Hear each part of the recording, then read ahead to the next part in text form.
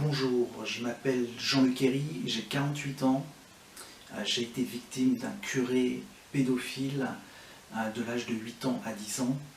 C'est allé jusqu'à la pénétration anale. Les souvenirs en fait, sont restés enfouis pendant très longtemps. Ils sont remontés simplement il y a une quinzaine d'années, j'avais un peu plus de 30 ans.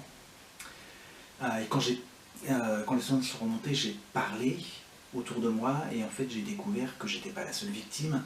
Pour l'instant, à ce jour, j'ai recensé 17 victimes de Perceval. Alors ça veut dire quoi victime de pédophilie? Dans les conséquences encore actuelles, en fait, je vais pas tout raconter, ça serait beaucoup trop long, mais le constat c'est que j'ai eu ma première relation sexuelle à l'âge de 42 ans. J'étais complètement bloqué. Et je suis toujours, ma vie affective et sexuelle sont toujours perturbées par ces souvenirs du passé. Il faut savoir aussi qu'en dehors de ça, l'idée d'en finir est venue quand même plusieurs fois me hanter. Et que sans le soutien de ma famille et notamment de mes parents, je serais SDF ou donc probablement suicidé.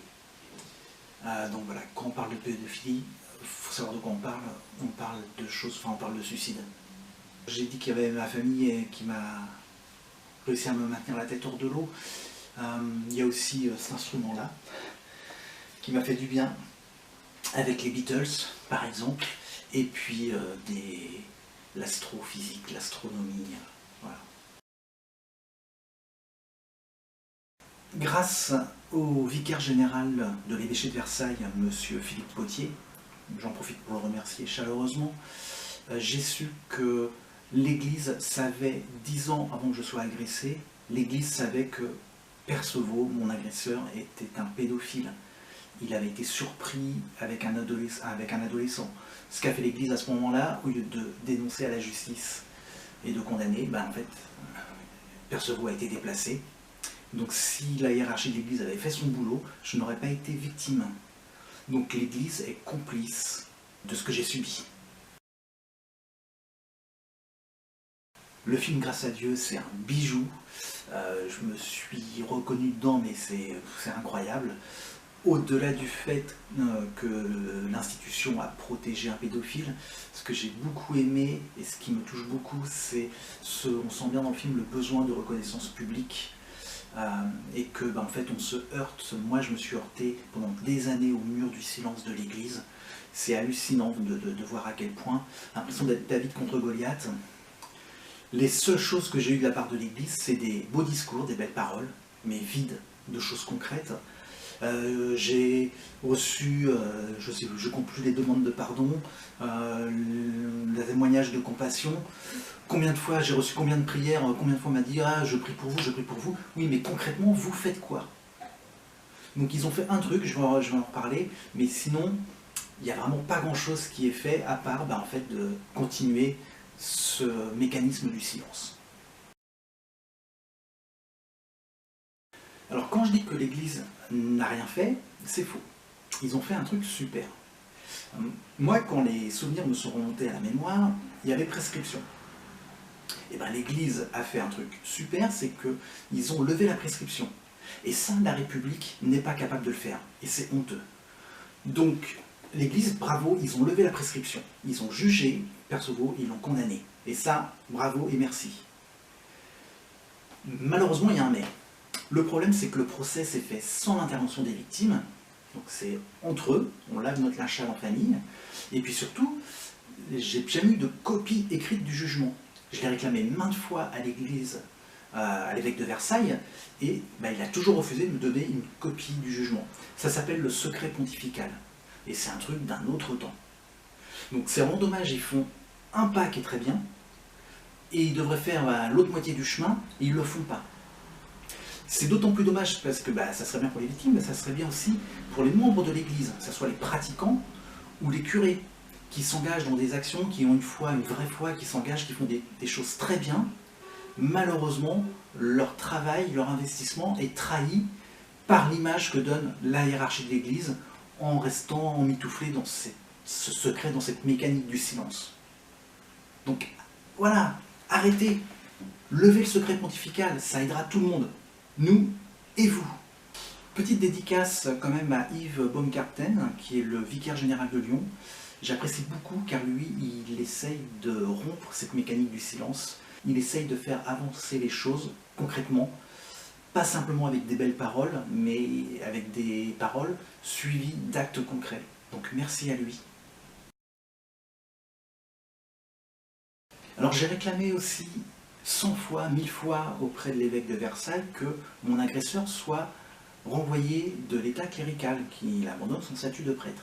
Ça, l'évêque de Versailles m'a dit, c'est pas possible. Il m'a écrit en janvier 2016, alors je regarde ma note, il m'a écrit, quoi qu'il ait commis, le père Perceval demeure prêtre car la prêtrise ne s'efface pas.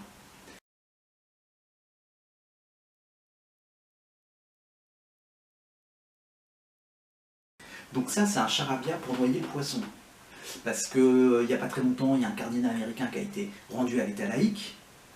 Donc, preuve que ça existe. Donc, l'évêque de Versailles m'a embobiné en beauté. Et puis, alors, surtout, ce qui m'énerve, c'est l'abbé, le curé David Gréa, qui, en 2017, s'est marié. Et il a dû renoncer à son statut de prêtre. Donc, si je comprends bien, un homme adulte qui tombe amoureux d'une femme, qui couche avec elle, qui se marie, il ne peut pas être prêtre. Par contre, un curé qui tripote ou qui viole un gamin, lui, il peut être prêtre. Je ne comprends pas que les catholiques acceptent ça. C'est hallucinant de bêtises et d'injustice. Enfin, je sais pas, quoi. Ouvrez les yeux, bordel. Allez à la messe avec des pancartes, faites la grève, je sais pas, mais remuez. Voilà, quel est le message envoyé? C'est-à-dire que coucher avec une femme, c'est pas bien, et coucher avec un gamin, c'est normal.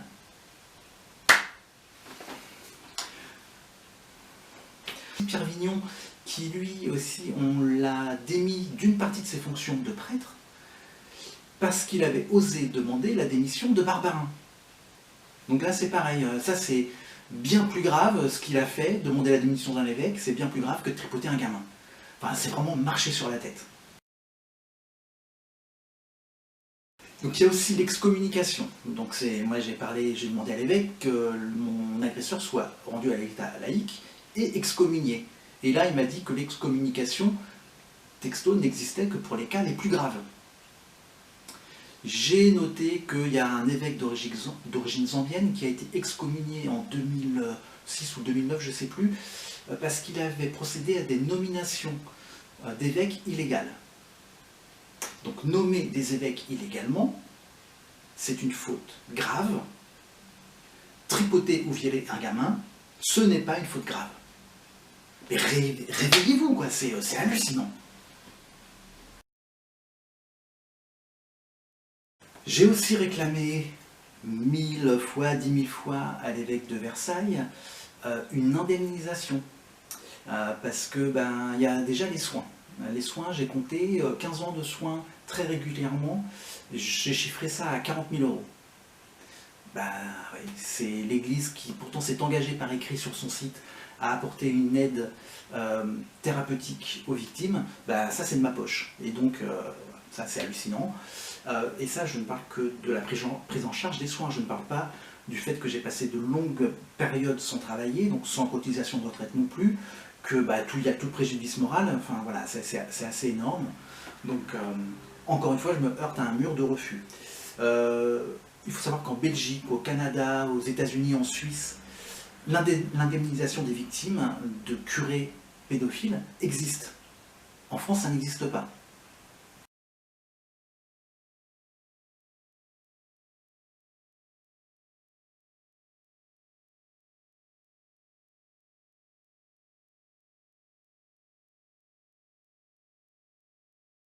Alors quand même là-dessus, Yves Baumgarten, que j'aime bien, m'a dit que les évêques de France commençaient à réfléchir à ça. Il serait temps. Donc ce qui me gêne aussi dans cette attitude-là, c'est que mes parents étaient, je dis bien, hyper pratiquants. des catholiques hyper pratiquants. Ils ont donné beaucoup durant leur vie. Ils sont encore en vie, ils ont 80 ans. Ils ont donné beaucoup à l'Église en termes de temps, d'investissement, d'argent. Donc ça, je l'ai fait remarquer à l'évêque de Versailles. Donc ils ont fait le caté, ils ont animé la messe, etc. Enfin voilà. En retour, ils ont reçu zéro. À part le fait que l'Église ait protégé un pédophile, voilà ce qu'ils ont reçu en retour de tout leur investissement. Je peux vous dire que de toute façon, ils ne vont plus à la messe, ils sont dégoûtés. Les souvenirs ont commencé à me remonter à la mémoire en 2003. Tout de suite, avec mes parents, on a alerté l'évêché de Versailles, duquel dépendait Percevaux, qui n'était pas encore mort. Donc je dis bien, on a alerté oralement l'évêché. Et il a fallu en fait attendre mon premier écrit, 2 ans plus tard, pour que l'évêque de Versailles signale enfin mon agresseur Percevaux au procureur de la République. Ça me laisse profondément perplexe.